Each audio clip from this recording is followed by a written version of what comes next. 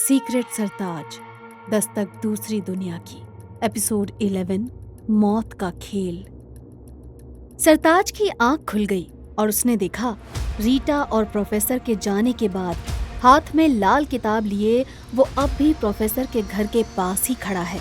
लेकिन अचानक से उसकी आंखों के आगे अंधेरा छा गया था और जब उसने आंखें बंद की तो वो लड़की कौन थी और ये मुझे अचानक से क्या हो गया था। सरताज की नजर हाथ में रखी लाल किताब पर गई और उसका ध्यान एक बार फिर सिया की तरफ चला गया। सरताज को अब तक लगता था कि सिया के गायब होने के पीछे प्रोफेसर का हाथ था, लेकिन अब वो ये जान गया था कि सिया कहीं और है और हो सकता है कि इससे बड़ी मुश्किल में हो। सरताज वो लाल किताब लेकर अपने घर यानी कि श्याम सुंदर के घर की तरफ बढ़ा। रास्ते में सरताज खुद से बातें करता रहा। सिया मैं तुम्हें बचा लूंगा, तुम्हें कुछ नहीं होने दूंगा सिया।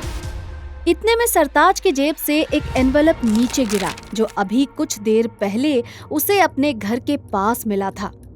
ओह, मैं तो भूल ही गया था, इस एड्रेस पर भी जाना है मुझे। सिया को ढूंढने के लिए भी ज्यादा समय नहीं है मेरे पास, क्या करूं? अपने कदमों को आगे बढ़ाते हुए अपने दिमाग में कुछ देर कोई हिसाब किताब करने के बाद सरताज ने जैसे कोई फैसला किया और फिर एनवेलप में लिखे उस एड्रेस की तरफ बढ़ गया। रात का अंधेरा अब सुबह की पहली किरणों के पीछे छुपने लगा था। कुछ ही देर बाद सरताज के कदम एक बंगले के पास रुके। बाहर लगी नेम प्लेट पढ़ी तो लिखा था Kevin D'Souza.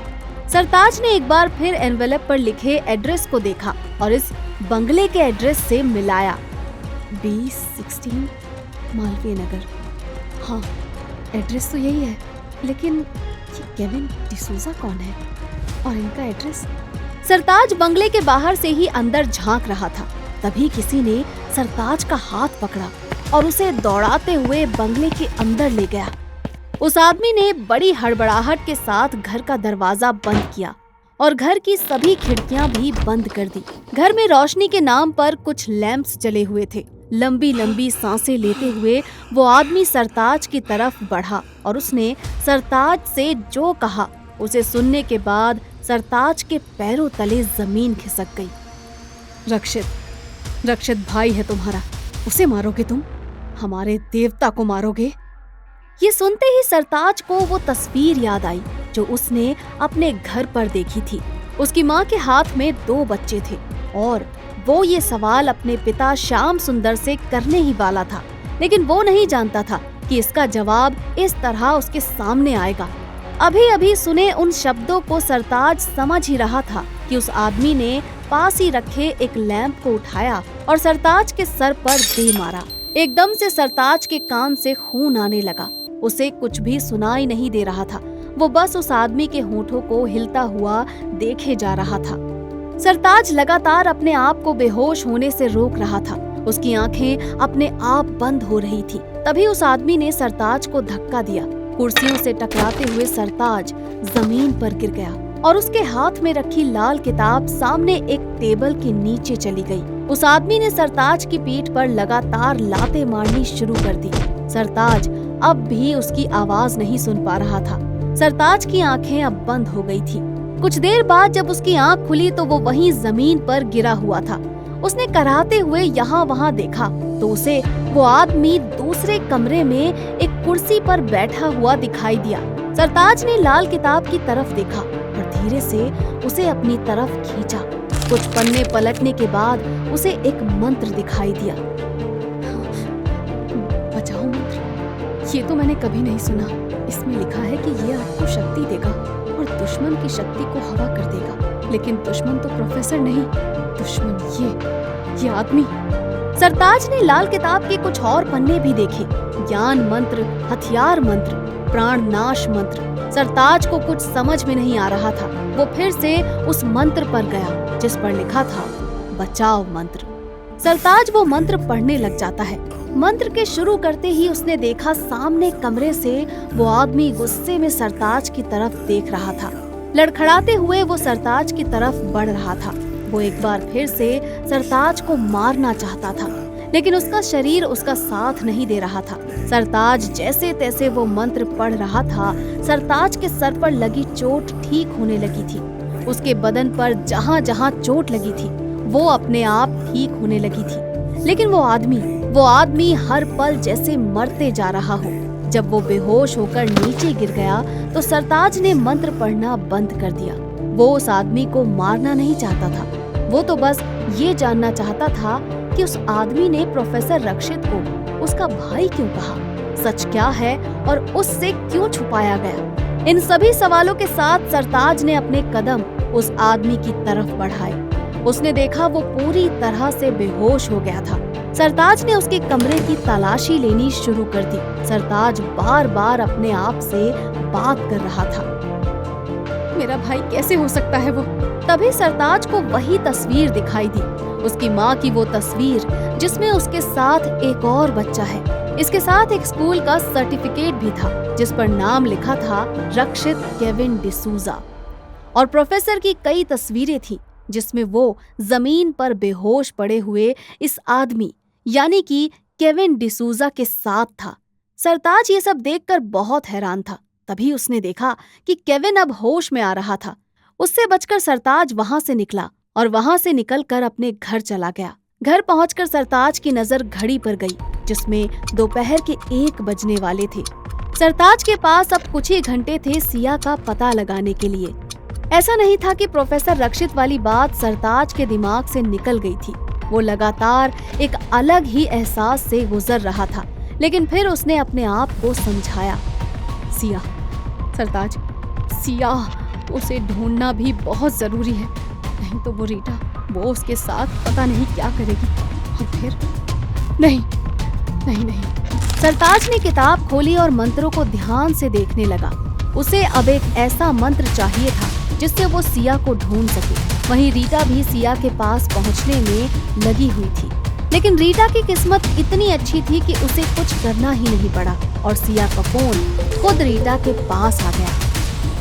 Hello Siya, are you okay? वो न्यूज़ में रीटा मेरी बात ध्यान से सुनो। किसी से मत कहना कि मैंने तुम्हें कॉल किया है। अभी के लिए बस इतना काम करो कि वो सरताज है ना, वो टपरी वाला, उसे ढूंढो और उसे कहो कि मैं ठीक हूँ। बस इतना काम कर दो प्लीज। लेकिन तुम हो कहाँ? प्लीज मुझे बताओ, आई कैन हेल्प यू।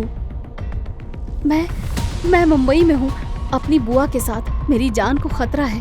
वो प्रोफेसर मेरा मतलब छोड़ो वो सब, बस मेरा काम कर दो प्लीज। कर दोगी ना? हाँ बिल्कुल कर दूंगी। आखिर दोस्त ही दोस्त के काम आता है ना।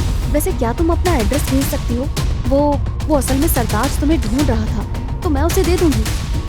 रीटा जानती थी कि सिया इतनी आसानी से अपना एड्रेस उसे नहीं देगी। सरताज का नाम लेकर रीटा ने मानो अंधेरे में तीर फेंका था, लेकिन तभी फोन से सिया की आवाज आई, 202 Lodha apartments, Powai, Mumbai. And listen, मैं ये फोन ऑफ कर रही हूँ, प्लीज मैसेज सरताज को दे देना।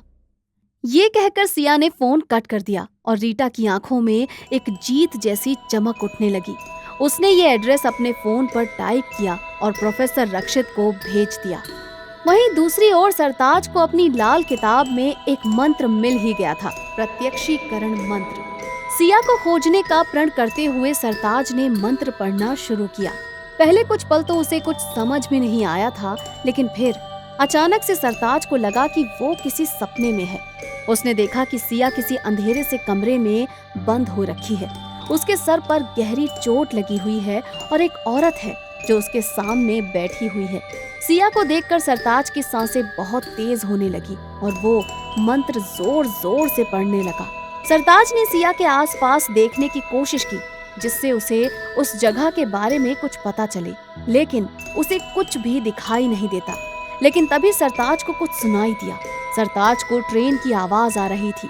सरताज ने देखा कि सिया रो रही थी और उसके सामने बैठी औरत उससे कुछ कह रही थी। सरताज वो सब ठीक से सुन नहीं पा रहा था, लेकिन फिर सरताज ने देखा कि सिया खड़ी हुई और उस औरत के पास जाकर कुछ बोली, जिसे सुनने के बाद सरताज के मंत्र अपने आप बंद हो गए। वो इतना चौंक गया था कि उसकी आंखें खुली की खुली रह गईं और सिया अब उसे दिखाई नहीं दे रही थी। सिया ने जो कहा उस पर सरताज को बिल्कुल भी विश्वास नहीं हो रहा था। सिया की आवाज में वो लफ्ज बार बार सरताज के कानों में गूंज रहे थे। मैं तैयार हूँ प्रोफेसर रक्षित से शादी करने के लिए। सरताज कुछ सोच ही रहा था कि तभी सरताज के पैरों के पास खून की बूंदें गिरने लगी। सरताज को कुछ समझ में नहीं आ रहा था कि ये खून कहाँ से गिर रहा था।